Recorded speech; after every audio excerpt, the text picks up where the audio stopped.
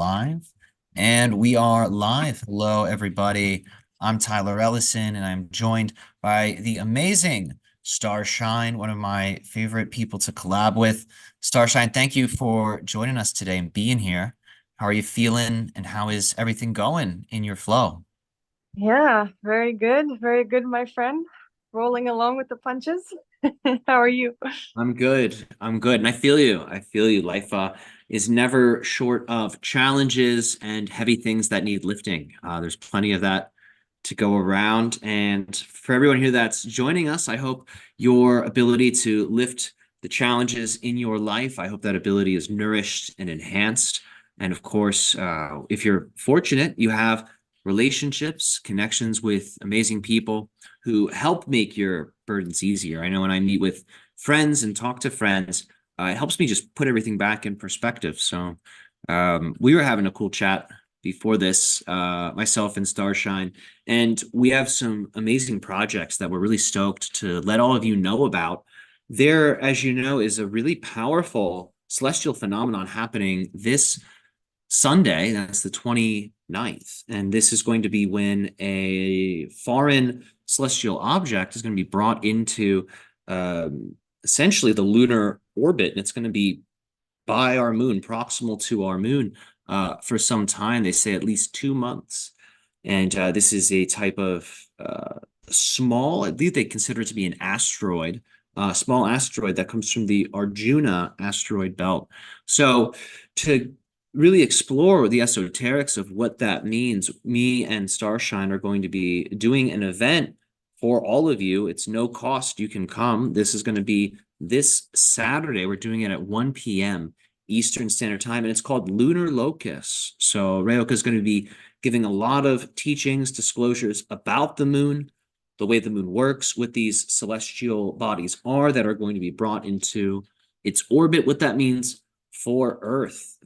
He's been doing some of these disclosures for different communities and different groups, and now we're making it publicly available so that way you guys can understand how these extraterrestrials see the moon, how they see this event, and what types of changes this may bring about. So I think we have a lot of cool things going on. If you want to be involved in this Saturday event, Starshine has created a pinned post that's on the Sasana Universe page. We're going to have a Zoom link there. All you have to do is make sure you are registered on Zoom. And then on Saturday, 1 p.m. Eastern Standard Time, come hang out with us. We're going to be doing the lunar transmission. And of course, we'll have an opportunity to take your questions, and we'll be doing a meditation to connect ahead of time to these celestial objects a day before the arrival. So when that arrival happens, you're already going to be psychically tuned into it, right? So for those of you that want to go a step further on your own and have a deeper connection, Saturday's event will certainly help you to do that. You'll be well prepared for the arrival of 2024 PT5 of Arjuna. So thanks for tuning in. Thanks for being here. We really love doing this for you guys. We're grateful that this exists. It's remarkable that we're able to attract abundance in through these types of esoteric services. It's a great honor. This is my work. I take it very seriously, and I really love doing it. And each of you, your support has made it possible, and I'm super grateful. And in the months to come, Starshine and myself are going to be doing programs where the Sasani and other higher beings and ourselves, we're going to be sharing with you different teachings, different techniques, different skill sets that you can develop that are going to be related to very specific areas of your life. And one of the areas we're going to be focusing on is abundance, prosperity, how to start your own business, how to be your own boss, how to manage these resources, because we are moving into a future where that's going to be the move. Right now, we have all of these jobs, right? But that may change with the advancement of technology. So we have to be prepared to make shifts away from a system that looks stable, but is actually changing rapidly behind the scenes. So we have to prepare ourselves for all types of changes. And one of the ways you can do that is by honing your knowledge of yourself and your knowledge of your skills and what you are good at. You have something you are good at that you deliver that's different from every other person. If you put that together, you can turn it into something that you offer to the world as a service that can change the world, improve people's lives, and make sure you have the resources that you need to continue to live a fruitful life on earth. So we're going to be getting into all of these things. We want to prepare everybody so you can move into the future feeling confident. And that confidence, it's never fake. It comes from knowledge of the self. When you know yourself, you are indistinguishable from the source of all creation. So it's very easy to have faith. It's very easy to have confidence. It's very easy to have trust because what you are relying upon can't be stopped. What you are relying upon is the very fabric that makes time and space. So it can't fail. It can't be destroyed. It can't be conquered. So when you are one with that, you can do what you're here to do and you can do it boldly. So we're here to help you guys tune into that. And thanks for listening. Today's transmission is going to be pretty amazing. We're going to go into the state. I'll bring Ryokah forth and he'll give a promo. He'll talk a little bit about what to expect for this Saturday's event. He's going to give perhaps a little teaching. I always leave that up to him. And then once that's all complete, we are going to take your questions. So please type your questions into the chat. Starshine is going to be picking the ones that are the most sparkly, the most alluring, the most synchronistically organized, and she'll read them off to Ryokah and he'll respond. So ask whatever you like. Try not to ask us stuff that's going to get pulled off YouTube. It has happened before, and we appreciate the mighty gods of YouTube, the grand egregores and demiurges of this video platform. May you always smile upon us. Please don't strike us down because we do amazing things here. So try to ask questions that are going to not anger the gods of censorship. And if you want more of this stuff, if you want to know about the Orion system and the wars in Orion and how that has affected Earth and is affecting our current times, then I invite you to our Sunday event, Cosmic Renegade, where Ryokah is going to be channeling in depth about the Orion times, what has happened to that system, what's the status of that system now, and what are these implications for human culture. So if you're into that, join us Sunday, 1 p.m. Eastern Standard Time. This is going to be on the day when this second moon shows up. So it'll be a powerful day, the 29th. We'll see you guys there. And Starshine, again, thank you so much for doing this with me. It's a lot of fun. I'll see you guys when we're finished. Please enjoy yourselves.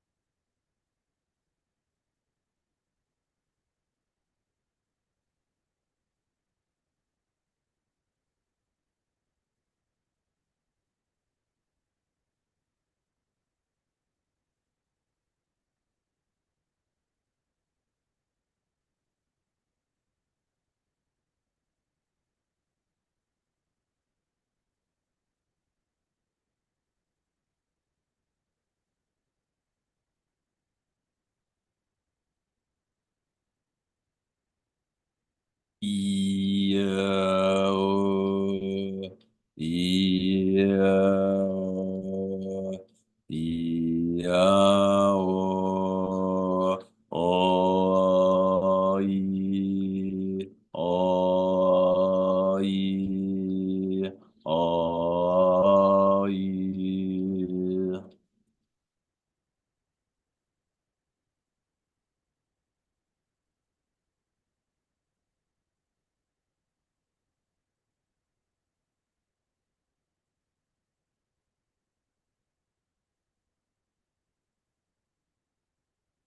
All right, we thank you all for joining us for this gathering and this communication that we share with one another this day, this evening of your times, depending on where you are located on your planet. Dear host, we thank you for participating and for helping to make this communication and interaction possible. How are you this day? Fabulous and wonderful as always. How are you, my friend? We are quite well. We are elated for, as you know, this is a time of great change and it is a time of great acceleration.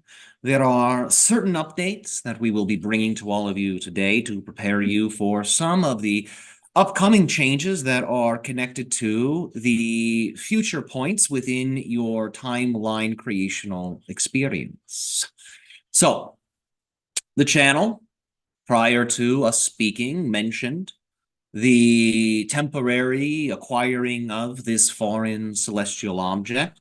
One of the things we are here to let you know is that the object is a partial technology. It is partially natural, partially technological. Ancient technologies oftentimes will have a particular emphasis on the natural beauty that is connected to the materials that are a part of the technology. In your modern society, you polish everything, you smooth things down because you want everything to look sleek and futuristic.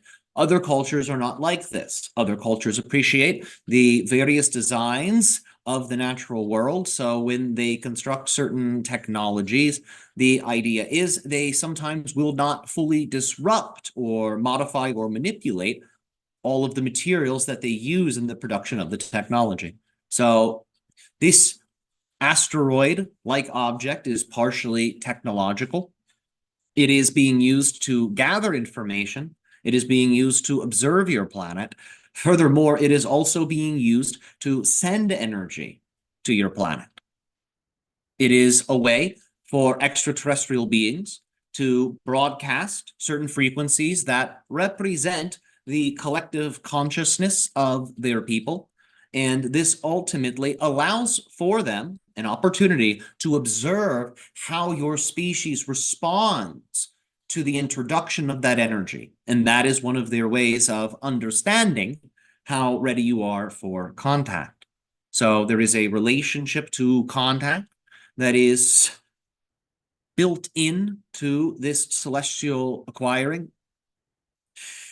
And as you know, there are reports of certain objects that have unexpectedly begun to move in the Earth's direction. There are rumors, there are reports of this, and there is a certain dimension of truth to it. So be prepared. Things may become unusual rather quickly. You may begin to notice more anomalies in your skies. You may begin to notice heightened psychic activations. You may begin, some of you, to receive contact from some of these beings telepathically. So the key is to remain open, continue to refine yourself, refine your energies, and focus on your purpose. Remember that when you demonstrate the type of society you would like to experience through your actions, you summon forth that society without exception. You might not always see it mirrored back to you immediately, but like we said, it is behind the scenes where all of the things are changing. You don't always see the changes on the surface. You don't need to.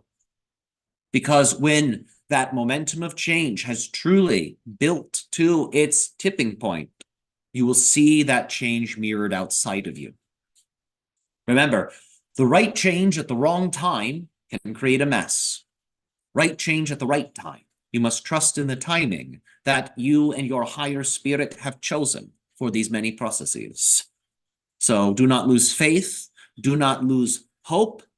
Make faith. Make hope. Cultivate these things and put them into your heart and direct them towards your destiny.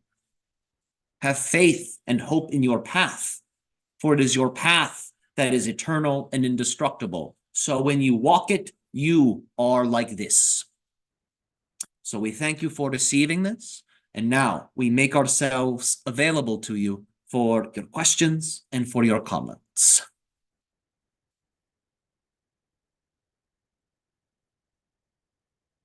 One moment. If you can, please unmute yourself. Oops, sorry about that. Can That's all. you hear me now? Okay, Yes, we can hear you. great. So the first question is from Zen, and it's a pretty light one. He wanted to know, what is your take on the substance of coffee, and why are some people so drawn to it and others repelled by coffee? Well, it is a fire stimulant. So when you take coffee, it is adding more of the fire element to your system. Some people greatly enjoy the element of fire. It nourishes them, it warms them, it makes them want to dance around the fire, reminds them of what it's like to be alive. Some people are more sensitive to the fire element, and if you introduce too much, it disrupts them. So, for example, beings that have a strong amount of earth, beings that have a strong amount of air, they may be attracted to the fire of the coffee because the air and the fire work together. It's complementary. The earth presents a neutral place for the fire to burn. It's complementary. But maybe someone is more connected to the powers of water. Well, you introduce fire into that, you might bring that water to a boil. And that might disrupt them. All of the bubbles, all of the energy can make them anxious. So these types of different bodily responses to this substance, it has to do with what you might call the elemental constitution. This is one of the biggest determiners. It is the elemental constitution that parallels the DNA. The DNA, of course, parallels the patterns in the energy body. So these three major things ultimately are the determiners of what types of substances will complement you and which ones will detriment you. So it's important to listen to your body. But if your body is not synchronized with your spirit, your body will not be able to make sense of the different messages and signals that it's receiving. So the body, the mind, the spirit, they must be synchronized. And as you observe your body's reaction to substance, to food, you will be able to gauge your response biologically, and you'll be able to observe if that substance is helping or harming you. But coffee ultimately has the properties of bitterness, and this can actually create a purgative effect. As you know, many coffee drinkers will evacuate the bowels, they'll go to the restroom, and the intestines will cleanse themselves after the person has drank coffee. This is a property that is connected to the bitter flavor. So some people are drawn to it because of that. They feel it's cleaning them out. It can run the risk of dehydrating a person. And of course, if you are putting sweeteners and things like this into the coffee, you are making it a little toxic. Not entirely, but the more sugary and sweet it becomes, the more unnatural it becomes. So this is when the coffee can have other effects, especially if blended with milk, which is more of the earth. So now you are blending fire and earth if you're putting milk in your coffee. This is creating another effect. So there's many nuances to this, and you can dissect it and look at it many ways. But honestly, listen to your body. That will let you know if coffee is right for you. If you find coffee nourishing, use it, don't abuse it. It can be healthful, but it can dry things up. And because of its purgative effects, it can cause certain nutrients to be released from the body excessively. So just make sure you're hydrating, you're keeping your trace mineral content up, things like this. Great. Well, some of us sure enjoy our coffees. Great. So the next question is, what is the best way if, say, we want to alter our body? So our eye color, our height, our weight, what would be the best way to go about something like that? Well, each process is going to be a little bit different. So altering your eye color is very different than altering your weight. When you alter eye color, you have to work on the level of DNA. You also have to remove certain toxins from the body. Oftentimes, when people do a heavy metal detox, a very comprehensive one, a side effect of this is their eyes will change colors. This has to do with the mineral balance of the body changing. Furthermore, it is the DNA that most greatly affects eye color. This dimension of the DNA is what you would call a phenotypic dimension of the genome. The key is to speak to the DNA, to speak to the DNA in the eyes, to simultaneously, whilst doing this, be eating foods that are nourishing the eyes. As the nutrients go to the eyes will have enhanced energy. This allows for you to make a conscious change. As you are speaking to the DNA, you are putting a new program into the eyes. That's the conscious change that you're making. As you detoxify the body, you're releasing old patterns. So now you're creating space for the change to happen. From here, the idea is to essentially cast a spell on yourself. Now, we know that word might turn some of you off, but you're essentially going to use your mind to will that your eyes change color. You pick the color that you want your eyes to become. You have to focus on that color. You have to breathe that color in, breathe it into the DNA. See that your eyes have this color. On the astral plane, your eyes will actually have that color. If someone were to remote view your energy body, it's likely they would see your energy body with eyes of that color. You have to keep feeding it. You must remain consistent because your body has grown attached to the previous program of the eyes coloring. Therefore, if you let up on your new program, your body's going to go right back. So with eye color, you usually have to reinforce it quite a bit. It can be changed. It has happened. But as you can see, that process is a little different than losing weight. Weight will also have a genetic component. Certain genes can cause people to retain weights. Ultimately, if you want to know how to change the body, you have to study the body.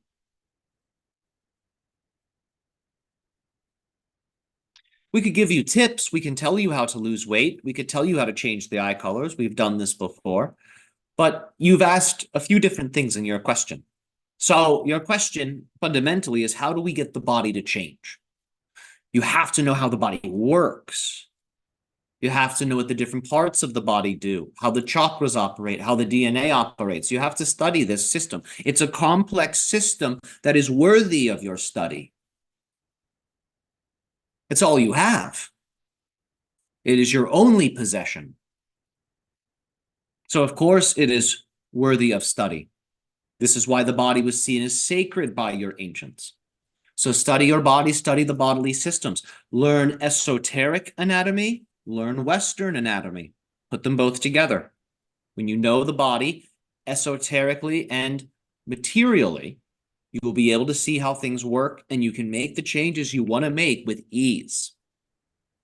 Usually with making body changes, the key thing to activate is the stem cells. Stem cells are activated through fasting. So that's not the only way to activate stem cells, but it is one of the major ways to activate your stem cells. Stem cells are rather mercurial. They can become any cell in the body, especially if they are properly nourished. That ability increases. So work with the stem cells. Activate stem cells. Fasting, physical exercise. Physical exercise creates tiny amounts of damage to the tissue. The cells activate to repair. So these are some hints. This is how you can change the body. Thank you so much. You're very The welcome. next question is, can you speak on the legend of OG, King of Bashan, and the Death Moon Shid? I hope I'm saying that right. Not at this time. Okay. That's nice and simple. Next There will question be a is, time, but not at this time. okay. When will the elementals be revealed to humanity, and how do you see that play out? Well, you have the expectation, perhaps, that the elementals will just show up in your city squares and say, here we are. It's not exactly how it will go. The elementals already are in communication with humanity. There are spiritual people all over the world that regularly interact with the elementals, some of them physically. So this relationship is happening. It sounds like you might be missing out on it. So get involved. Go into the forest. Bring a gift. Leave an offering. Make a shrine. Astral project into a tree and climb the tree into the universe. Use your imagination and commune with the elementals. Many of you will use your imaginations and you will say, but it's just my imagination. This isn't really an elemental. This isn't really an alien. This isn't a real experience. It's just a little picture in my mind. Well, if that's what you think, and this is for all of you, we have some exciting news for you. Everything is a picture in your mind. You have never seen anything outside of your mind as long as you've been on Earth. Everything you take in is filtered through your body. You are not looking outside of you. This picture of reality that you appear to be gazing into is made by your brain. This is not what is outside of you. So when you see things in your imagination, it is just as real as what you're seeing physically. It's just not physical, at least not in the way you're perceiving it. But keep in mind, what you perceive with your mind, of course, can represent physical things. When you picture something, you quantumly entangle yourself with it. If you right now were to close your eyes and picture the Taj Mahal, that is not just a picture. You are resonating with the Taj Mahal. You're entangling yourself with it. So the elementals are like this: seek contact, make offerings, build a shrine. They will come to you. Put yourself out there. It's case-by-case basis. It's not going to be mass contact with the elementals. People will start to slowly open up to them and make contact with them. They need to do this. They need to be slow. We need to be slow. If we are too fast, your militaries will shoot us. So we have to be slow. So it's case by case. So put yourself out there, proper set, proper setting, proper people. Get the timing right, and you'll have contact. It's happening now. If you're missing out, it's just because you have not fully put yourself out there to make the contact, so go ahead and do it.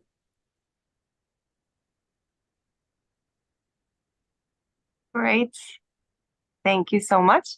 You're very welcome. Up next, can you speak on moonbathing and sunbathing, please? Sure. So these are powerful ways to align your biorhythms with what we have described as the cosmic clock. So the rotations of the planets, the stars, these movements, these celestials of what you call the firmament, these rotations contain stories, perspectives, and energies that span forwards and backwards through infinity.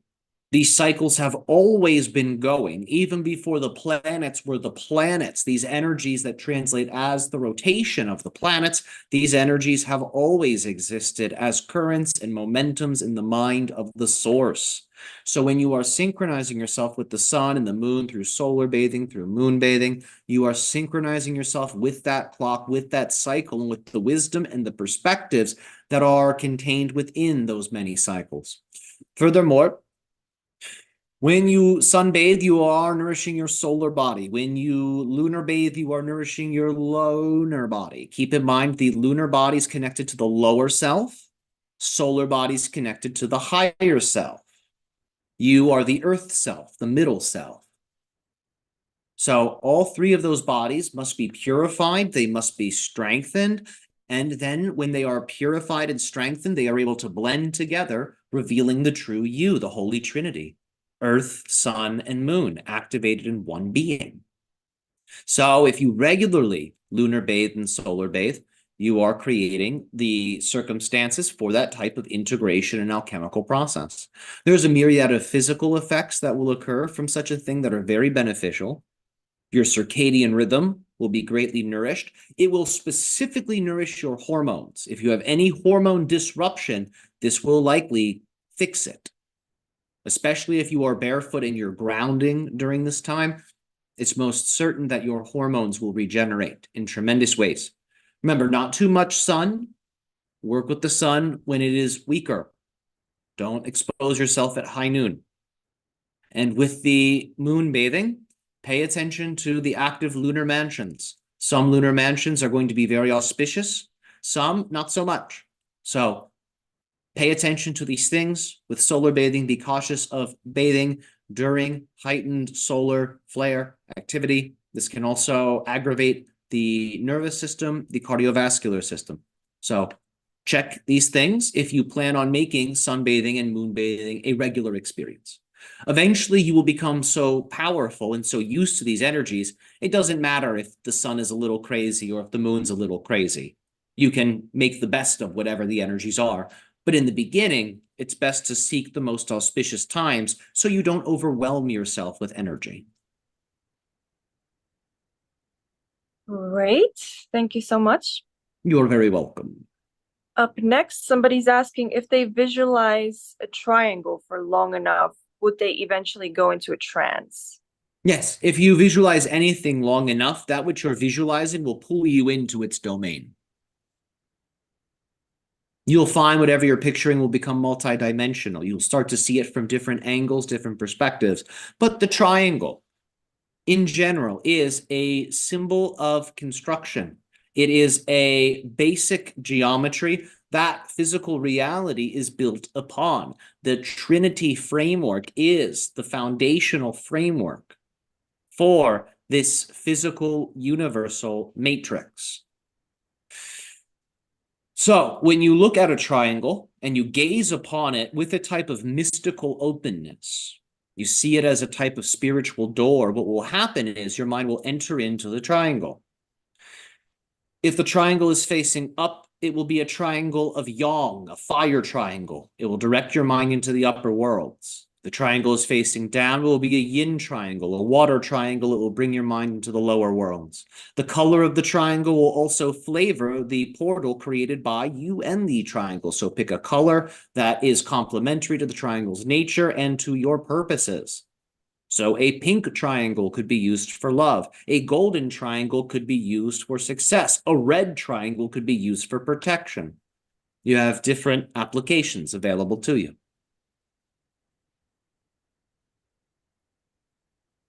Thank you.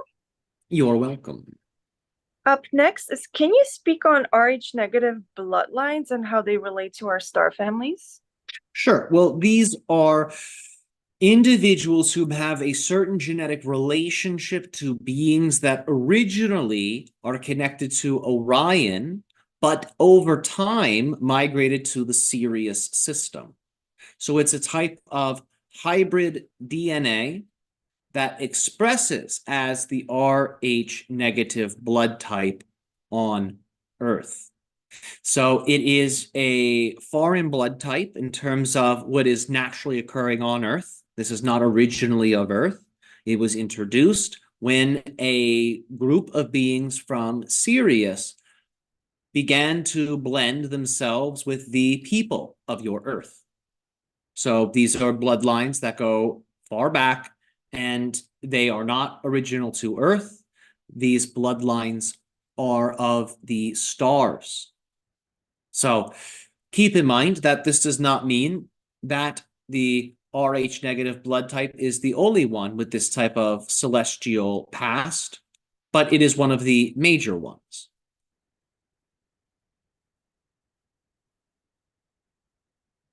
Okay, great. Thank you. You're welcome. Up next is, how do we telepathically communicate with animals? You have to match the vibrational frequency of the animal. You have to mirror the animal's mind. What does its energy feel like? Break that down into a category. Is this animal more of the fire element, the water element, the earth element, the air element?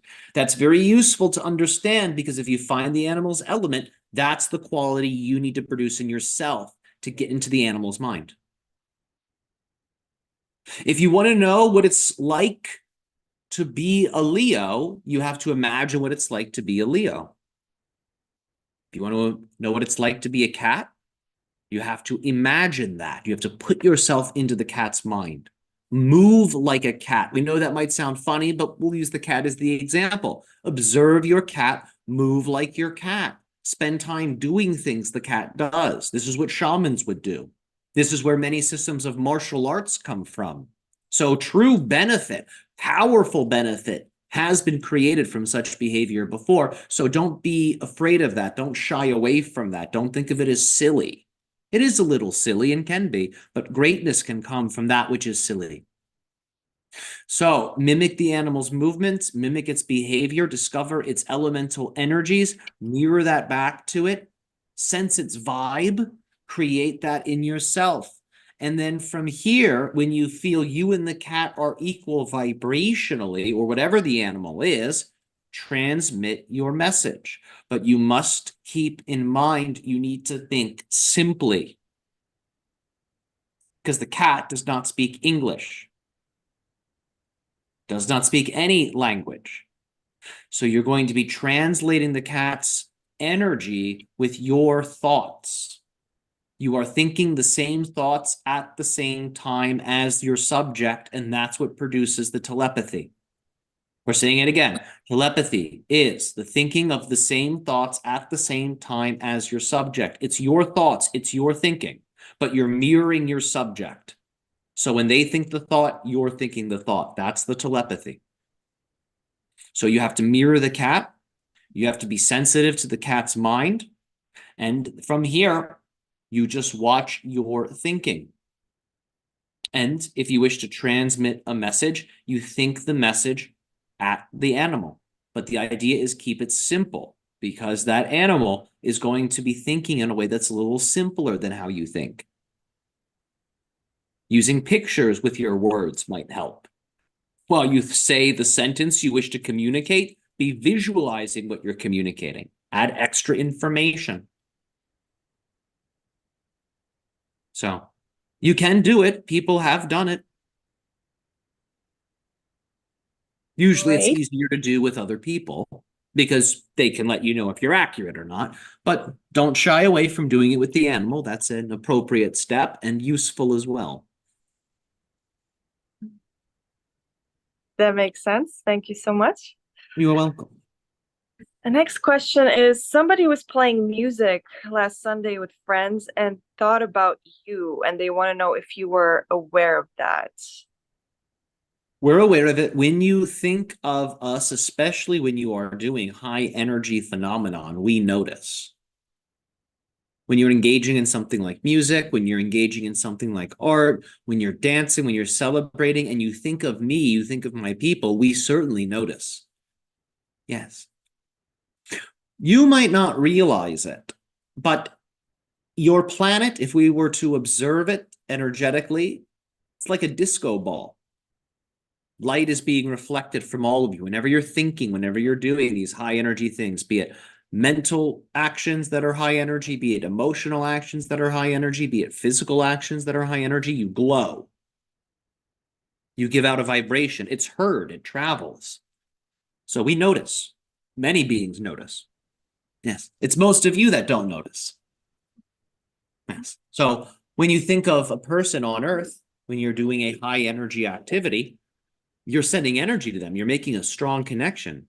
They might not notice, but some of them do. You're thinking intensely about somebody, and all of a sudden they call you. Many of you have had this before. So it is like this. But for us, when you do this, it's very obvious. That makes a lot of sense.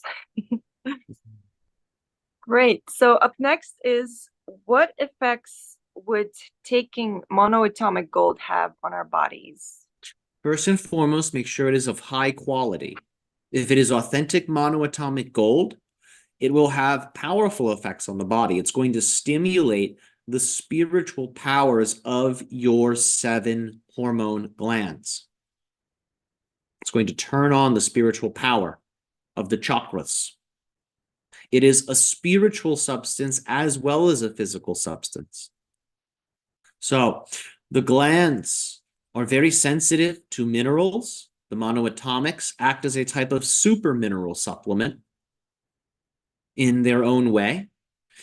So the glands are very receptive to the monoatomics, and it can empower the chakras. The monoatomic that you describe as gold, this is going to affect primarily the thymus. It's going to stimulate the heart, the aorta, the vena cava, what is known as the crystal room in the brain, your pituitary, your pineal, your thalamus, your hypothalamus. The monoatomics are going to target all of this. Monoatomic silver nourishes the kidneys, the adrenal glands, and the reproductive glands, the gonads. So silver and gold together, this is a recipe for longevity and, again, the nourishing of the lunar body and the nourishing of the solar body. For the questioner whom shared their question with us earlier about the lunar bathing and the solar bathing, if combined with monoatomics, the practice is even more powerful. Okay, great. Thank you. You're welcome. Up next is, what is your perspective on the Tibetan Book of the Dead? So it is a spiritual technology that is designed to guide souls through the spirit dream portal. So as you know, every night when you dream, it is like you are practicing for death. When you go to sleep at night and let go and find yourself in a dream world, it's not so different from what it is like to leave your body. But when you leave your body, you usually have a lot more clarity. In the dream world, you're a little more unconscious. But there is a risk of unconsciousness in death. If a spirit gets too frightened, it can shut down, it gets overwhelmed, and becomes a ghost. And it can only sustain itself in the ghost realm for so long. So sometimes these beings are able to regain consciousness and find their way. Sometimes they get some help, and well, sometimes they remain lost and things don't go so well, but they're always given new opportunities. Eventually they find their way again. So the reading of the Tibetan Book of the Dead is designed to train the practitioner's minds when they enter into that dream world of death, sometimes called the bardo, they don't get lost. They find their way. They retrace the steps that are the passages of the Tibetan Book of the Dead in their mind as they journey through the spirit world. And the book will lead them either to an auspicious incarnation, one where they can continue their spiritual practice and training, or it will liberate them. They will go past the wheel, beyond the wheel of samsara, beyond the wheel of samskara, beyond the cycles of death and rebirth. That is also available to them, but it depends on the skill of the practitioner. They have to be able to sustain themselves. It is truly a journey. They must stay conscious. They must stay awake. And they must be able to have self-control. Because as a spirit, if you think something, it's almost immediate. If you start thinking about other lifetimes, it is quick. So you have to have focus. You have to be focused on your goal, focused on where you wish to go. Yes. There are many unknowns in the spirit world. There are many helpers. But it is a world like your own. Just as you need to be careful crossing the street, as a spirit, there are certain rivers of energy you must be careful when you cross. Because if you fall in, it will bring you to a fetus. So you must be aware in the spirit plane, just as you must be aware when you navigate Earth. So the Tibetan Book of the Dead is designed to help people maintain that awareness so you can navigate the spirit world consciously. That is its purpose. That is its function. Very similar to the Egyptian Book of the Dead, a similar concept. Great. Thank you so much. The next question is, can you speak neutrally on Bashar's prediction about the different timelines, how they relate to contact and the election? Sure. Well, the most we can say about that is the following. You need to make your own decisions as to who you vote for. Remember the age-old saying, our civilization has shared, no subject has built-in meaning. Now, things have built-in characteristics, things have certain qualities, things have certain properties you can observe. Fire is hot, snow is cold. But the effect that you derive and the meaning that you derive, this is something that you are creating, that you are choosing. So the idea that one candidate leads to open contact and the other does not, what we are saying is that's not a built-in meaning. That is a definition. So it's important that all of you put your own meanings into what this represents, what this means, what these candidates represent, what these candidates means. But if you're going to create a definition, you need to do it well. In order to do it well, you need to know what the subject is that you're defining very clearly. So you need to study your candidates. If you just watch hot take clips of these candidates, if you just read the sensationalized headlines and biased media portrayals of these candidates, you're going to get a curated picture. You won't know them well. You won't be able to create an appropriate definition that really creates the effect you say you desire. So you must study both of the candidates like a hawk. Watch them. See if you can find a podcast or an interview that is deep, where you get to watch them talk for an hour, see how they conduct themselves, see what they say, see if they flip-flop, see if they're integral, see if they're genuine. Study them, because you'll have to contend with one of them for the next 4 years. So study them, because you're going to have to get used to whoever the country picks. If you study them, you will know their character. Character is different than personality. Personality is, I don't really like that person, but I really like this person. I like the way they make me feel. I like the words they say. That's personality. If you vote off personality, you will make mistakes. You will steer things in a direction you don't prefer. You must go off of character. Whom does what they say they will do consistently? Whom keeps their promises? Whom is willing to create the conditions needed for wealth, for abundance, for prosperity, and for resources to be available to your people? You must keep in mind that just as your athletes have many sponsors, many of your politicians have many sponsors. It would be wise to see whom is sponsoring who. Because when a candidate wins, they have a lot of promises they have to keep to the people who help them get into that position. So look into whom is sponsoring who, because that is whom will be influencing your country for the next 4 years. So do your research, create the definitions that are going to serve you and are going to assist you in making a clear choice. And remember, allow for yourself to have multidimensional meanings. Don't lock yourself in to only one way. Usually, when people on Earth insist there's only one way of doing things, usually a lot of things fall apart. There's always many ways up the mountain. And it's important to remain open and to not lock yourself into a definition that puts you into some kind of dichotomy or ultimatum.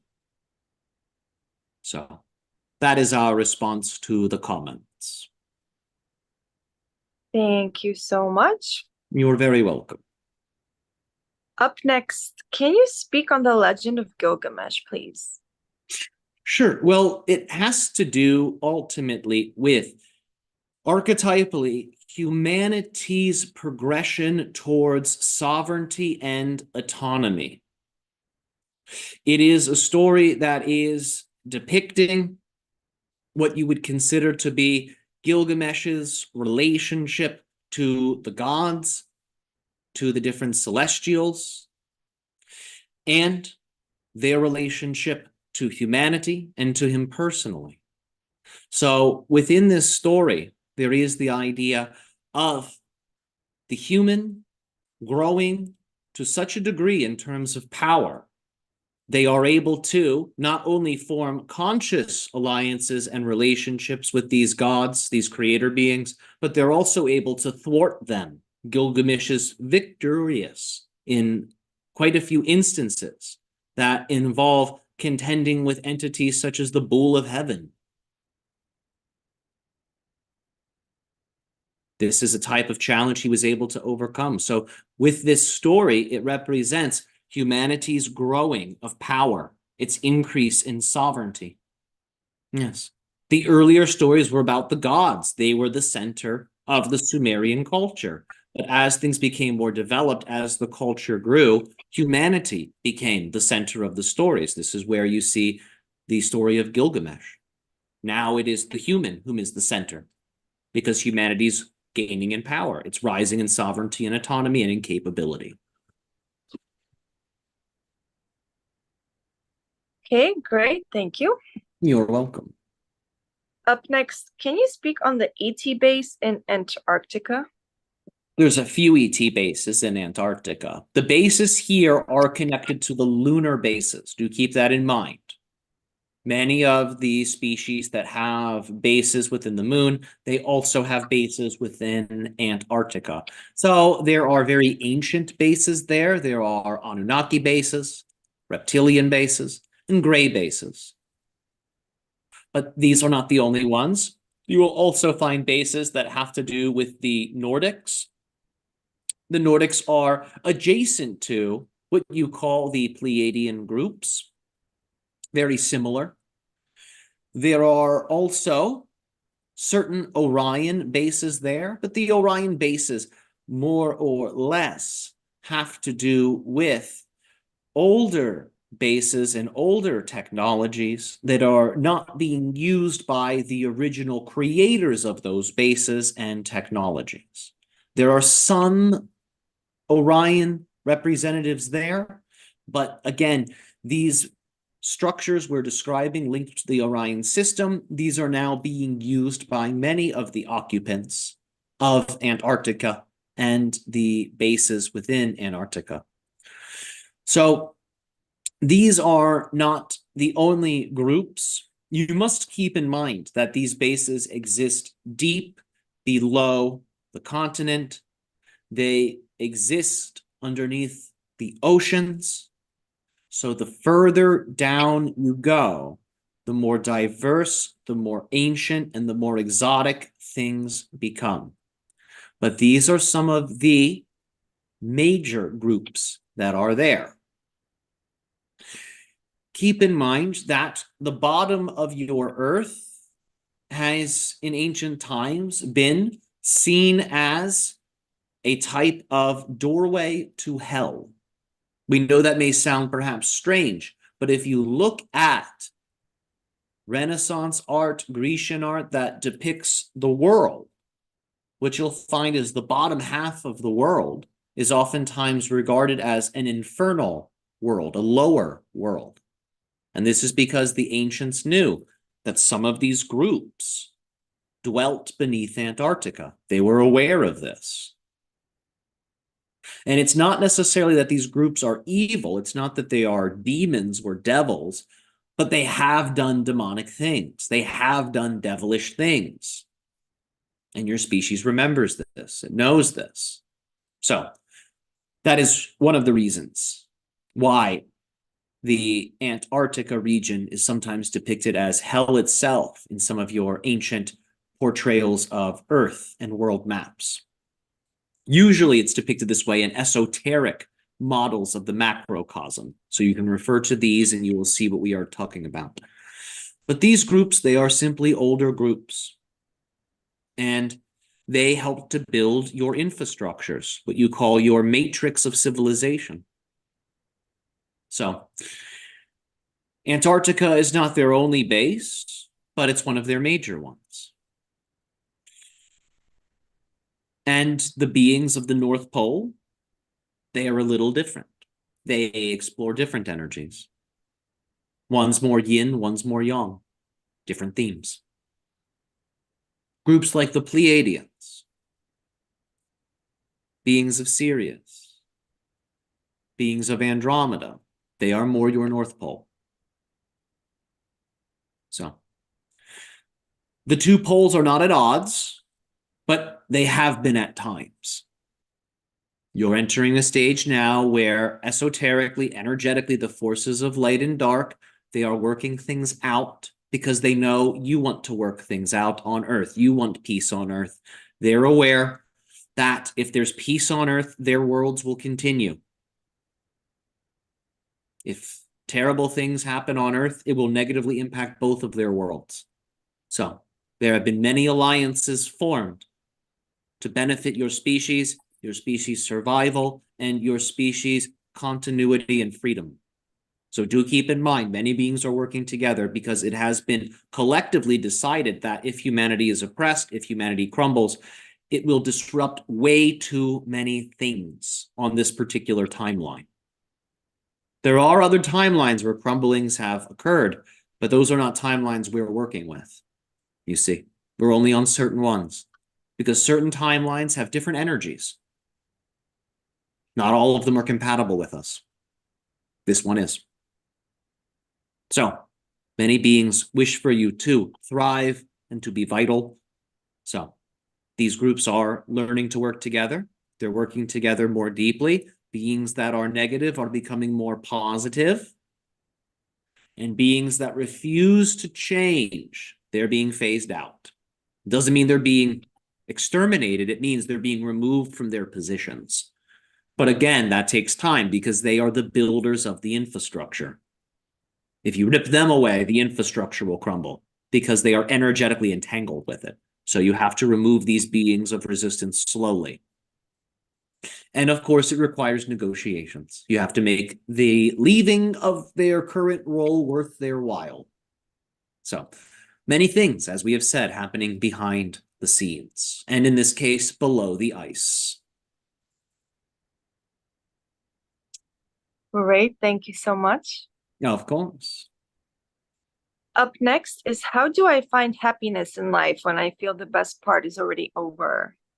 The best part is right now, because you can't do anything in your past. You can't do anything in your future. You can only do things right now. This is the only moment that you have. This is the best part. If you think your best parts of life are in your past, we are here to tell you you are lying to yourself. So don't do that. If you are telling yourself the best parts of your life are in the future, stop doing that because it's not true. There's only here and now. There is no past, no future. What is currently your present will one day become your past. What is one day your future will one day become your present. New opportunities are constantly available to you. You may not always see them. If you feel limited, you may not always see the amazing opportunities that surround you, but we are not exaggerating. Amazing opportunities do surround you. They are inside of you and they are around you. You have to have the eyes to see it. But if your eyes deceive you and say the best of life is back there, then you'll never see the opportunities in front of you. You'll always feel like you're missing an opportunity, like you're losing, like life is slipping away. That's how you'll feel if you look back to the past or to the future. So you have to look into yourself from the here and now. Slow down, take a breath, close your eyes, bring your mind inside your body, come down into your heart, and remember joy. Summon the spirit of joy herself into your heart. I call upon my joyfulness and see your heart glow with light, feel the joy. I call upon my love, feel your love flow into your heart. I call upon my empowerment and my love of life.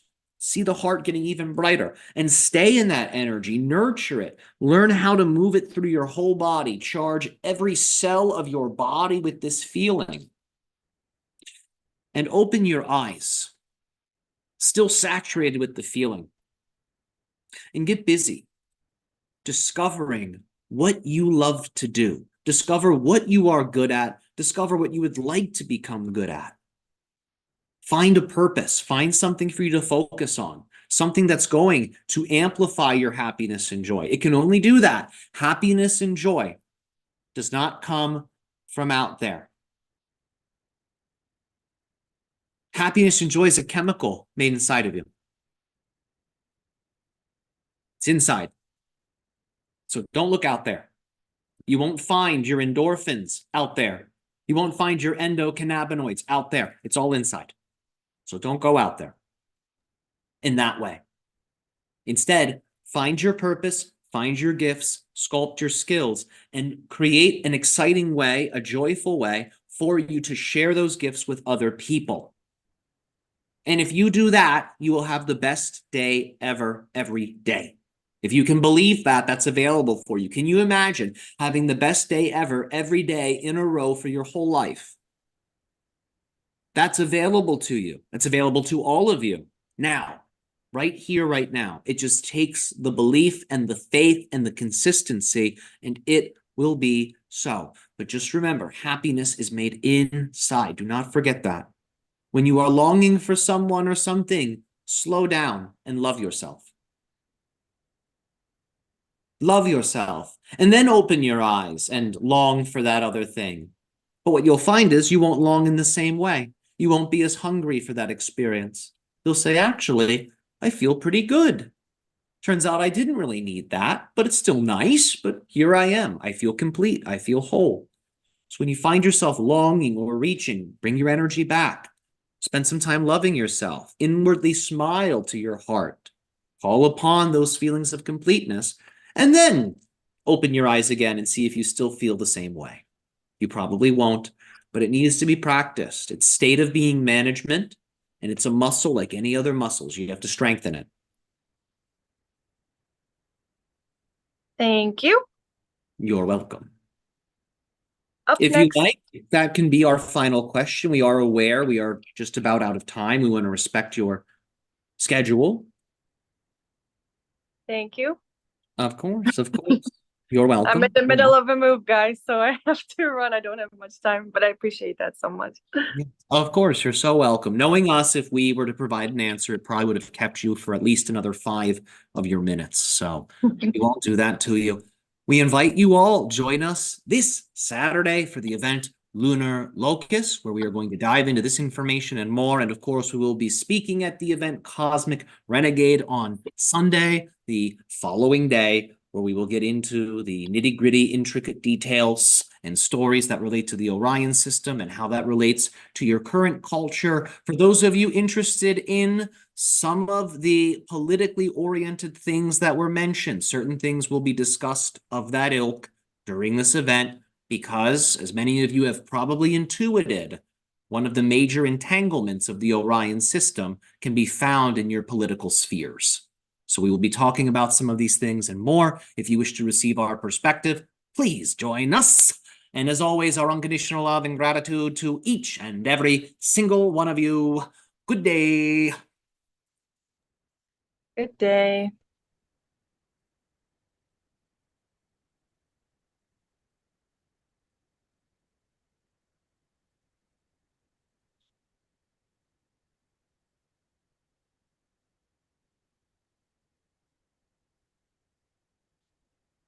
Okay. All right, everyone. Thank you.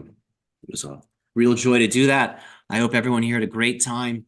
And Starshine, thank you so much for doing this with me on a very important day. It means so much. Thank you. And thanks, guys, for coming. And yeah, looking forward already to the next one. And we will see you hopefully on Saturday on Sasani Universe. Absolutely. We'll see you guys there, Sasani Universe. And check out Starshine's post. She so amazingly put that up and pinned it. And we have some great art on there. And you can find the link. So we'll see you guys Saturday. And all the best, Starshine. Have a really exciting and smooth and enjoyable move. Thank you so much, friend. You